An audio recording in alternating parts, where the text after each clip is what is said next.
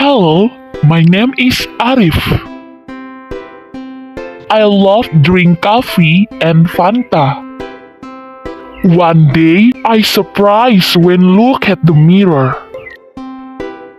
Oh no, my teeth is yellow. What should I do? It makes me panic and heads to the mini market. I bought all of types of toothpaste in my basket. During a week, I always brush my teeth. But my yellow teeth still unsolved.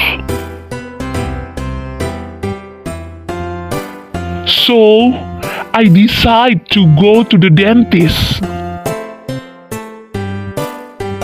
The dentist said that my teeth still yellow, although I always brush it every day because I was wrong in choose a toothpaste product, and then I don't try another product to solve my problem. I'm really happy after know the wrong side.